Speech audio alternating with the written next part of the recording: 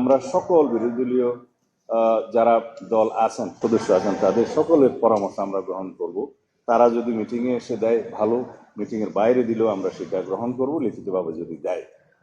এইভাবে আমরা একটা গ্রহণযোগ্য সংশোধনী আনতে চাই এবং জনপ্রত্যাশা সবকিছু আমরা ধারণ করতে চাই। সবার সাথে আলাপ আলোচনা করে আমরা সেই রিপোর্টটা প্রণয়ন করতে চাই। ধন্যবাদ আপনাকে। কমিটির সামনে চ্যালেঞ্জ নেই, আমাদের প্রত্যাশা আছে। আমরা সবার সাথে আলোচনা করতে চাই, এটাকে আমি চ্যালেঞ্জ বলতে চাই না। যেহেতু আমরা উদার এবং ওপেন, আমরা সবার কথা শুনব। এত বড় একটা ছাত্রগণ অভ্যুত্থান সংগঠিত হলো, জাতির প্রত্যাশা অনেক, শহীদের আকাঙ্ক্ষা ছিল।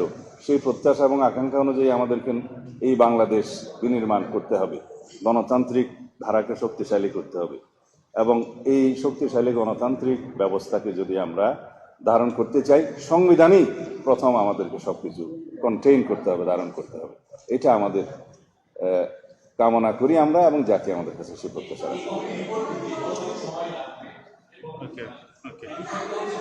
আমরা কেবল বসলাম, আমরা যাদের সাথে আলোচনা করার জন্য আজকে ডিসাইড করব, বা পরেও আরও আলোচনার জন্য কোনো কোনো শ্রেণী আসতে পারে বা কেউ আগ্রহ প্রকাশ করতে পারে, সকল শ্রেণী পেশার মানুষ, পেশাজীবীরা আলোচনা করতে আগ্রহ প্রকাশ করতে পারে, আমরা তাদের সবার সাথে আলোচনা করবো। সুতরাং সময়টা এখনই নির্ধারণ করে বলতে পারবো না।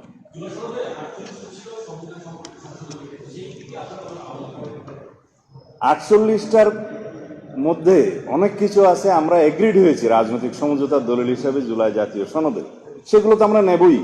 আর যেগুলোতে আমরা নোট অফ ডিসেন্ট দিয়েছি সেগুলো নোট অফ ডিসেন্ট আকারে নেব। এর বাইরেও আমাদের অনেক বক্তব্য আছে, আমাদের নির্বাচনী ইশতেহারে আছে, সেগুলো আমরা ধারণ করব। যেগুলো জুলাই জাতীয় সনদে প্রতিফলিত হয়নি, আলোচিত হয়েছিল, হয়তো প্রতিফলিত হয়নি, সেগুলো আমরা আলোচনা করেই নেব। ধন্যবাদ।